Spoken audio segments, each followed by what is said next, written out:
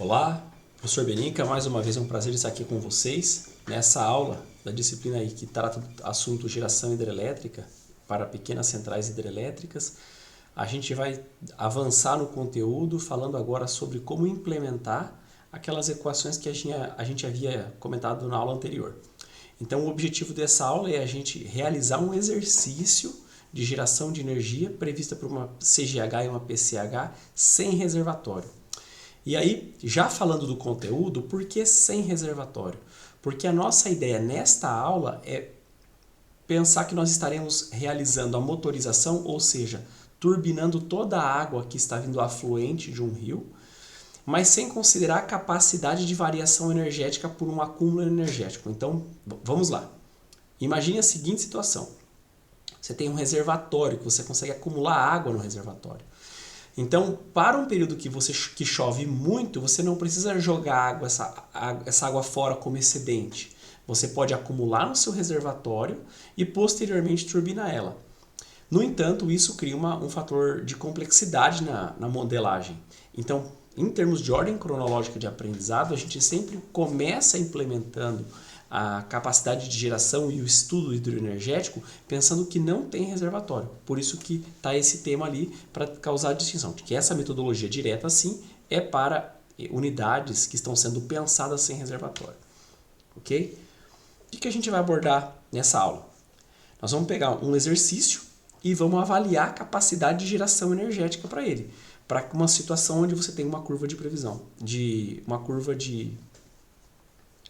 de permanência, e fazer a previsão de geração ao longo do ano. A gente não faz a previsão de geração de um empreendimento fotovoltaico, por exemplo, ou de um empreendimento eólico, podemos fazer isso. Então, aqui o objetivo dessa é, considerando que eu estou tendo a proposta de implementar um empreendimento hidrelétrico em um determinado ponto exultório de um determinado afluente, quanto de energia eu vou gerar se tiver uma queda bruta de tanto, que é o que a gente faz no começo para avaliar a capacidade de geração energética. Então, quais são as equações que a gente vai precisar? Nós vamos precisar das equações que prevêem a quantidade de energia que a gente tem no empreendimento, né? Então a gente vai ter que ter a equação da quantidade de energia, né? Que está aqui, é o numerador, e vamos ter também que imaginar isso como energia. Aí lembrando o que é energia e o que é potência, como a gente já disse nas aulas anteriores. Notem que esse 10, no denominador ali, aquele 10 a terceira, é só para a gente adequar as unidades em quilowatt. Então, a gente também disse isso nas últimas aulas. E aí sim, a gente definir, com base na potência instalada, que é uma hipótese, porque você está fazendo um estudo, então isso é uma hipótese, calcular quanto de energia isso vai ter, considerando o tempo de disponibilidade de geração dessa energia. Então, olha, considerando que eu tenho uma potência disponível num ΔT de tanto tempo, quanto de energia eu vou gerar? Lembrando a diferença de unidade. Aqui é quilowatt, aqui vai estar em hora, que chega na unidade aqui em quilowatt-hora. A gente fez isso com bastante calma na aula anterior. E aí determinar o fator de capacidade, que é uma relação entre o quanto você está gerando de energia de forma real e o máximo que seria possível. Esse é o contexto geral. Com qual objetivo? Ao final, a gente espera que a gente consiga determinar esse tipo de curva, que é um modelo de curva de motorização. Isso aqui é meio que do engenheiro, da capacidade que ele tem ali de condensar dados e da forma com que ele pensa. Mas vamos lá. A ideia aqui é o seguinte, ó, na base do gráfico você tem a potência instalada. Então, quanto mais você aumenta a potência instalada, e a ordem de grandeza aqui, com toda certeza, depende do córrego, ou do rio, ou do afluente, quanto mais você aumenta a potência instalada, menor é o fator de capacidade, como a gente comentou. Por quê? Menos tempo disponível você vai ter operando em plena carga, exceto se você fizesse um dimensionamento imaginando que a unidade vai operar ociosa a maior parte do tempo. No mundo de PCH e CGH ninguém faz isso, né? Então a gente trabalha aí com se espera um fator de capacidade para as unidades em operação de 50%, 60% até 70%, a depender do perfil do investidor e das condições ambientais que foram propostas do projeto. Menos que isso também significa que você teria uma unidade operando de forma subaproveitada. Então, nesse caso, ó, de forma alguma se poderia colocar uma potência maior que 800 kW. Por quê? Porque não teria água disponível. Em alguns momentos poderia gerar? Sim, mas na média poucos momentos. Então vamos para o nosso exercício. Então esse exercício eu pretendo resolver com vocês no Excel, mas eu vou colocar aqui as primeiras informações. Posteriormente eu abro o documento na outra plataforma e a gente vai colocando lá, certo? Na outra plataforma eu abro o Excel e compartilho em tela com vocês. Então ele traz assim, ó, considerando uma central hidrelétrica em um ponto exultório de interesse que apresenta a curva de permanência abaixo. Então ele deu a curva de permanência onde eu tenho as vazões, afluentes e o tempo de permanência.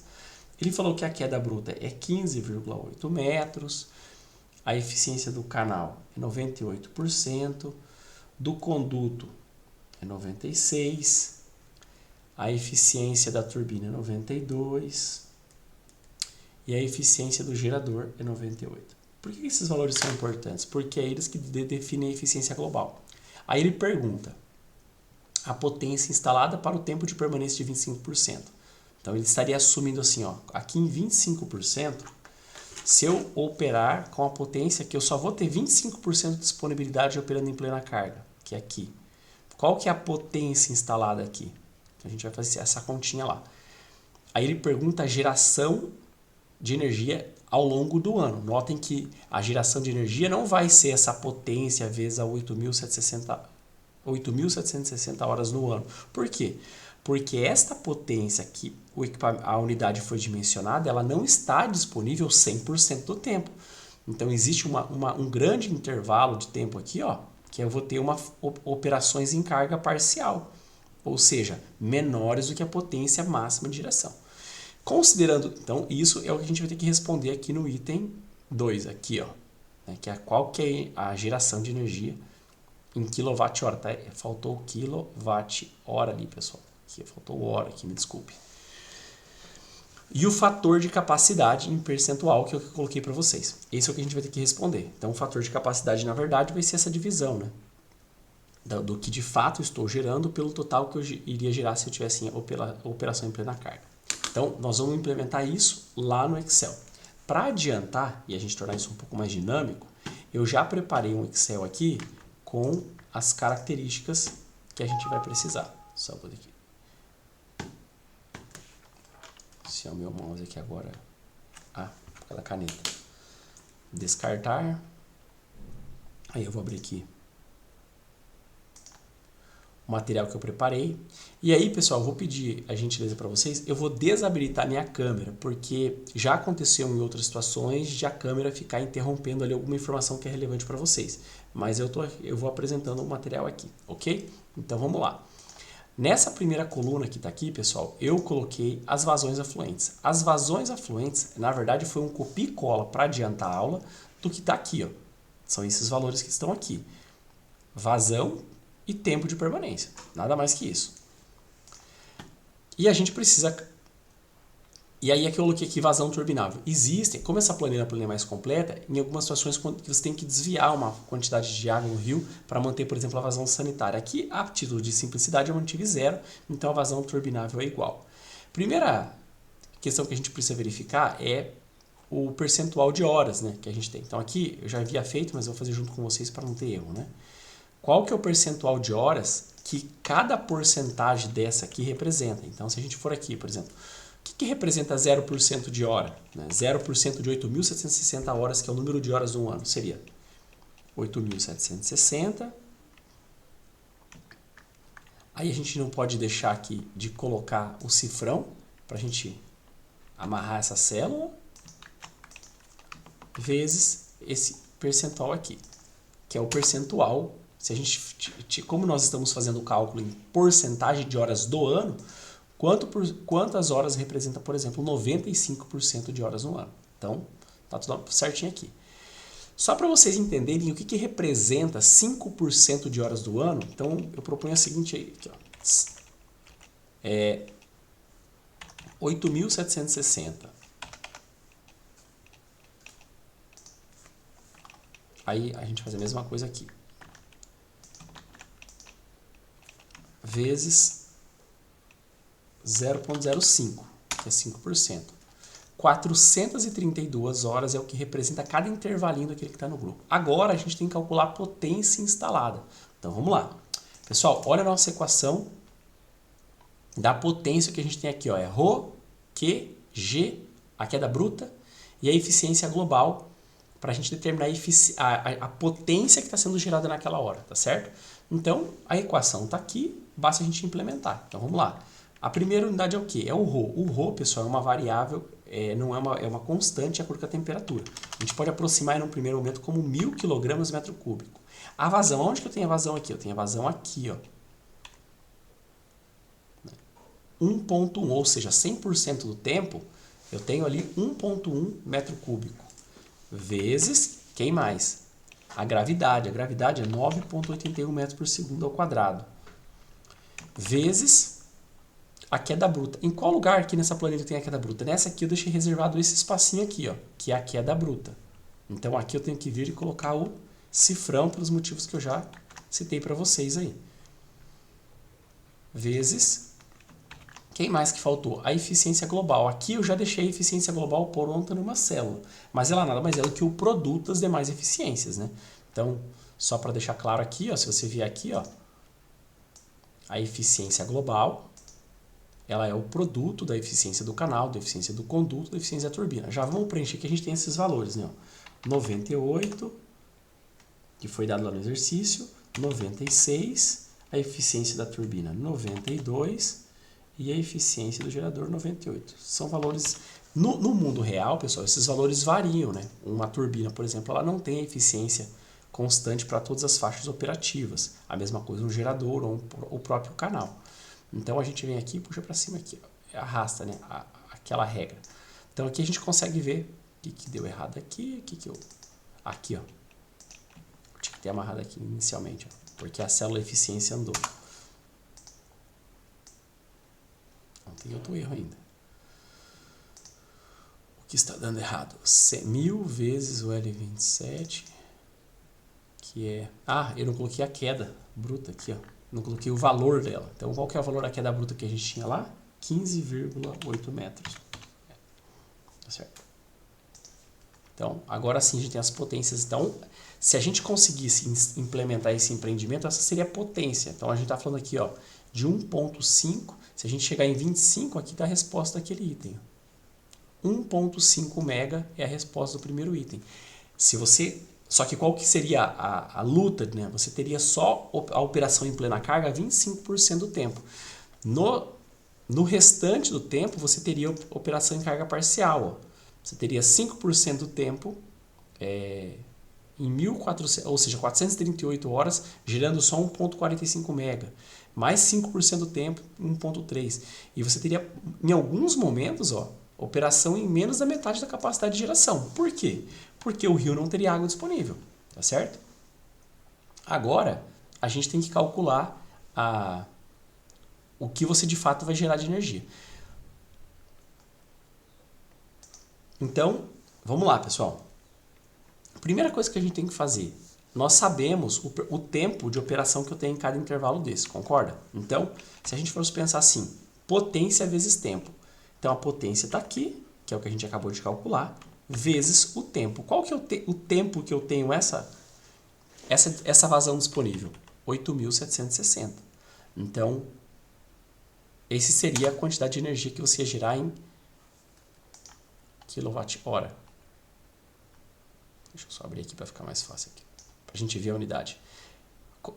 Por que ele colocou em mega? Por que eu coloquei em mega? Porque kWh é uma unidade de comercialização de energia para residências. Quando você vai tratar isso, por exemplo, para unidade empreendimentos, você chega num valor muito grande. Então, o valor ficou aqui. Ó. Ele está aqui, mas está de forma mais difícil de visualizar. Então, a gente divide por 1000 para colocar isso em megawatt-hora.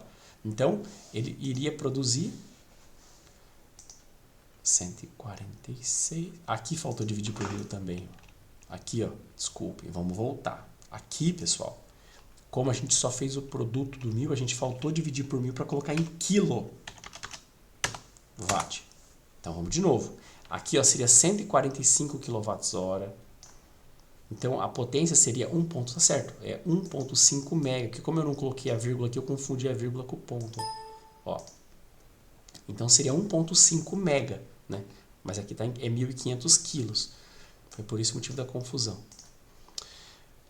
Agora, quando eu multiplicar por essa célula aqui, ó, eu estou ao longo de um ano, só a disponibilidade de tempo que eu operei em carga parcial de 144 kW, eu seria capaz de gerar 1.246 megawatt-hora, tá certo? Posso arrastar isso aqui simplesmente fazer para cima aqui e calcular? Não posso. Por quê? Quando a gente está fazendo essa integração, pessoal, esse tempo que você gerou aqui já está contabilizando uma parcela aqui dentro. Então você tem que fazer assim, ó. A energia que você vai gerar vai ser essa, que é a nova, que é o ganho de motorização, menos a potência que você já gerou no tempo de disponibilidade anterior. Aí sim, vezes o número de horas que você tem disponível aqui. Por que que isso acontece? Faltou dividir por 1000 aqui para ficar bem clara a explicação. Ó, por que que nós temos que fazer isso? Pelo seguinte motivo, pessoal. Quando você está calculando uma integração, como a gente estava calculando nesse gráfico aqui, ó, eu vou colocar aqui e tentar explicar para vocês isso da melhor forma. Apresentação.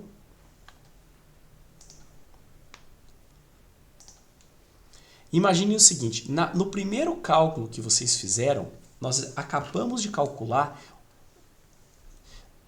uma quantidade de energia que é proporcional a essa base desse quadradinho aqui, ó. De todo esse quadradinho aqui, ó.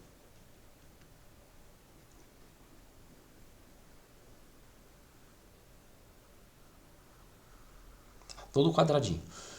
Se vocês fizessem a multiplicação de forma direta ali, vocês estariam calculando a área desse outro quadradinho que está aqui, ó. E na verdade o que você precisa calcular é só essa fatiazinha aqui. Porque você está fazendo uma integração numérica. Por isso que tem que fazer a potência anterior, a de cima menos a de baixo, vezes o tempo disponível. Porque essa fatia de geração da base você já contabilizou. É por esse motivo.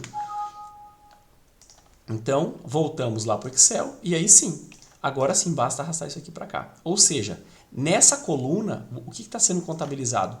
O quanto você passa a gerar mais de energia se você, de fato, aumentar o tamanho da usina. Notem, pessoal, que no começo você ganha muito em aumentar, tá vendo? Você gerou 1000, aumentou a potência para 400 kVA, 400 kW, e passou a girar 2000. Se aumentou um pouco mais, já foi pouco ganho.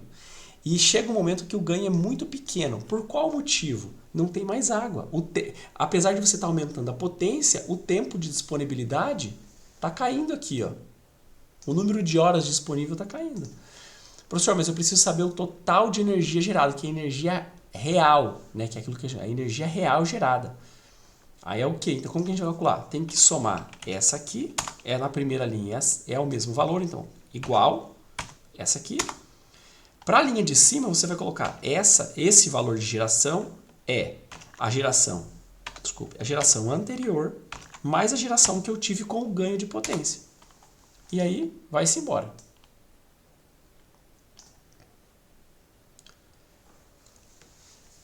Deu para entender? Quanto você gera de fato, tá certo? A energia real gerada. Porque você tem que considerar a curva. O que a gente precisa aqui calcular, então a energia que vai ser gerada seria essa aqui, ó, 8.760. Essa é o que de fato vai gerar. Então aqui, ó, aqui está a resposta do item 1 e aqui estaria a resposta do item 2. Do item 1, vou colocar aqui a resposta, e aqui a resposta do item 2, tá certo? Que é quanto você vai gerar. Você iria gerar 8.729 megawatt-hora ao longo de um ano se você implementasse nessa proporção que está aí. Faltou a gente responder o quê? O fator de capacidade. Se a gente for aqui olhar o que é o fator de capacidade, é a energia gerada real, então é a energia gerada, né, para ficar igualzinho os termos para facilitar, gerada real sobre a energia gerada máxima. que é o que está aqui, ó, energia gerada máxima. Por que máxima? É imaginar que você teria disponível toda a potência disponível com água no rio. Ou seja, instalei 1.5 mega e tem água no rio o ano inteiro para isso. Isso a gente sabe que não acontece, mas em termos de análise a gente tem que conceber. A potência instalada a gente escreveu aqui, vezes 8.760 horas, porque seria o número de horas que seria disponível. Só vou dividir por 1.000 para me adequar à unidade. Pronto. Notem, pessoal, que na primeira linha o valor fica igual. Por que ele fica igual? Ele fica igual porque basicamente tem essa disponibilidade 100% do tempo. Então não faz diferença. Agora, para as demais situações isso não é verdade. O valor vai caindo. A gente vai passar a ter um desvio, ó, de cada percentual. A divisão entre esses valores é o que a gente chama de fator de capacidade. Essa é a forma mais simples aí de calcular o fator de capacidade. Seria essa coluna da geração real pela geração total. E aí sim teríamos o fator de capacidade. Inicialmente ele seria 100. A gente só vai ter que adequar aqui para que isso aqui saia em porcentagem. O fator de capacidade. Aqui, isso é percentual. Pronto. Então a gente pode colocar uma casa de vírgula aqui. Tá certo? Por último, a gente teria que calcular, aqui só em termos de análise, a gente fez aqui por mês, quanto de energia gerada aqui. Energia gerada por mês. Por quê? Normalmente o faturamento das empresas é mensal, então só para ter uma primeira estimativa de mensal. Apesar de que num avanço em formas cronológicas, a gente tende a fazer uma análise considerando a época do ano em que mais se tem incidência de chuvas, para você saber qual é o ano, por exemplo, o mês que você mais vai gerar. Uma outra questão é por que a gente faz um cálculo para ano? Porque em um ano você fecha um ciclo hidrológico. Então você passou por um período pelas 4 estações do ano e se espera que ao longo desses 4 meses você tenha passado por todo esse ciclo hidrológico. Então a gente ia fazer o que aqui? Essa célula seria a energia gerada e seria essa aqui, real, dividido por 12. Para você saber quanto você gera por mês. Por que isso aqui é? Então aqui a gente vai descer aqui. A gente pode falar que isso aqui é, só para entender, isso aqui é megawatt-hora. Então vamos colocar aqui, copiar a formatação aqui só para tirar esse percentual. Pronto. Quanto que você ia gerar? Aí só a título de curiosidade, vamos imaginar aí, ó, pessoal, que o valor de venda seja R$350. Qual que seria o faturamento bruto ano? Então, por ano, isso aqui vezes isso aqui. E aqui a gente tem que colocar, imaginando que o valor de venda seja de R$350 megawatt-hora, que foi o que a gente calculou. Então,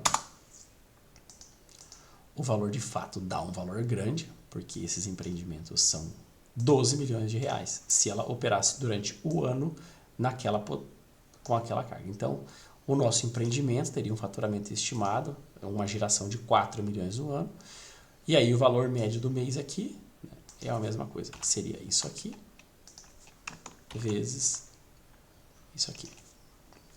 Notem, pessoal, que em modelagem, isso aqui é uma primeira modelagem simples, a gente pode implementar questões que a gente entende como variável em software e avançando na modelagem, né? Mas aqui a gente já consegue ter uma primeira. Ó. Então, o faturamento mensal nas condições que foram postas seriam de 254 mil mês. Né? Basicamente, esse seria o valor do faturamento. Então, respondendo lá os nossos itens, né? A gente tem um fator de capacidade, que é a resposta do item C, de 64%. Não pode trocar. 64%, uma geração em megawatt-hora de 8.729 megawatt-hora ano, com uma potência instalada de 1.5 mega. Então, um fator de capacidade de 64%. Isso num primeiro modelo. Existem outras questões que a gente não colocou nessa primeira modelagem que impactam muito a geração e puxam, por exemplo, o fator de capacidade para um valor inferior. Qual seria ela? Uma delas seria, por exemplo, os momentos que eu não conseguiria operar. Vazões tão baixas quanto essa, para uma unidade que opera com capacidade de engolimento de 11 metros cúbicos, como estaria proposto aqui, ela não consegue operar com 1 metro cúbico. Ou seja, essa linha aqui, pessoal, basicamente eu posso garantir para vocês que estaria parado. Então eu teria que descontar essa geração aqui. porque seria abaixo da capacidade operativa dos equipamentos. Mas nesse primeiro momento a gente negligenciou isso até por uma questão de simplicidade em relação ao tempo disponível no curso. Mas no primeiro momento, já dá para você abrir seu horizonte sobre como você faz o cálculo para geração e de expansão. Aquele gráfico que eu coloquei para vocês, na verdade, ó, algo que como está posto aqui. Ó. O que está plotado aqui, pessoal, é exatamente as variáveis que eu apresentei lá para vocês. Está bloqueando aqui.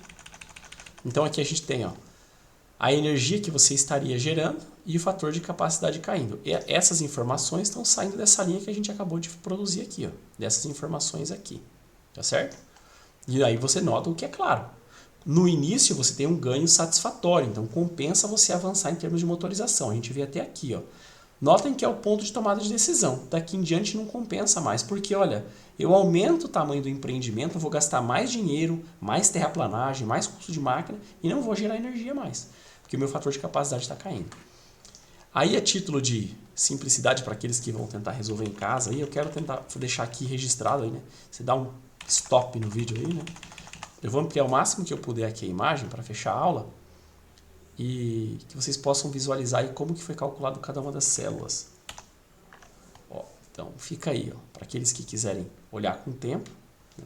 Você consegue olhar cada uma das células que está colocada. Deixa eu diminuir um pouco a imagem, porque eu percebo que na hora de plotar fica um pouco diferente, mas com um certo cuidado aí vocês conseguem fazer isso na casa de vocês, ok? Pessoal, muito obrigado pela atenção e espero que essa aula seja produtiva na compreensão de como que é esse mundo da hidrogeração, né? Como que eu dimensiono se é 1 mega, 2, 3 ou 200 megas para um potencial hidrológico. Muito obrigado.